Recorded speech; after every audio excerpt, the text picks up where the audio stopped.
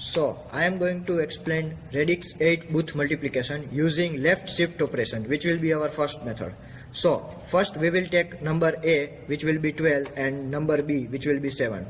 Now, first we will convert number A from 8 bits to 16 bits using bit extender. Next, we will find A, minus A, 2A, minus 2A, 3A, minus 3A, 4A, and minus 4A.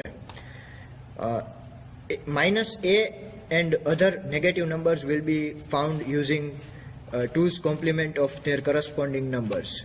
2A will be find out using one left shift of A. 3A will be 3A we will get using one left shift plus A, and 4A we will get using 2 times left shift of A. These all numbers will go in mux according to the table given by radix 8 booth encoding, which is as shown here.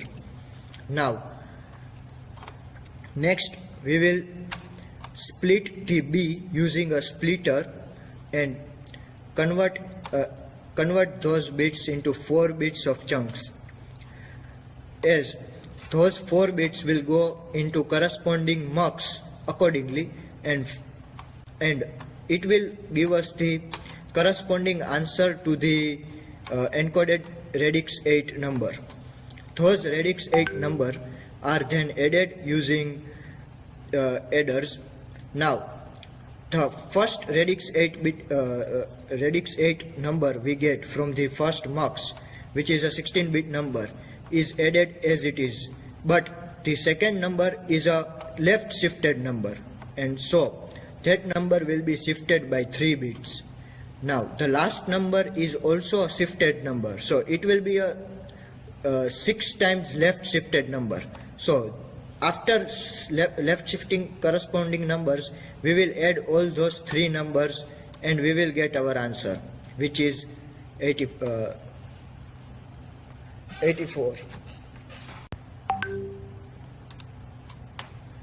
Okay, now we will do the second method for radix 8 booth multiplication, that is using carry, save, adder and -1 trick. So, the process up to the mux remains the same for this method as well. Now, after we get values out of the mux, all 3 mux, what we will do is use 1 bit adders to find out the rest of the answer. So, as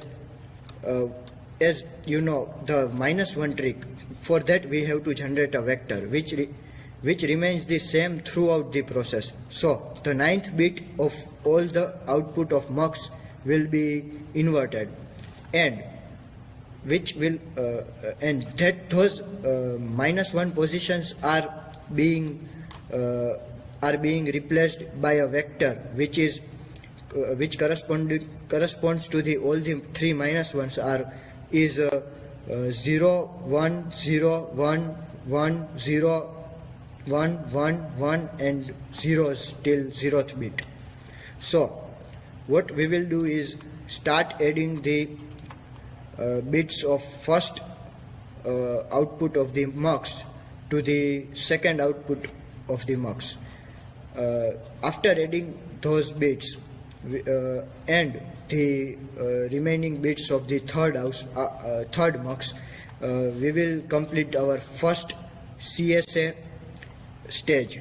Then we will go to the second CSA stage, where we will add the outputs, remaining bits of the final mux and the second mux, along with few of the bits of the vector we have generated to sort out the -1 of all 3 numbers, which will further proceed with the third CSA, which will corresponds to the output of the second CSA and their carry bits, as well as the remaining vector of the -1 vector and the 2 bits of last mux output. This will generate our final answer, which is 42.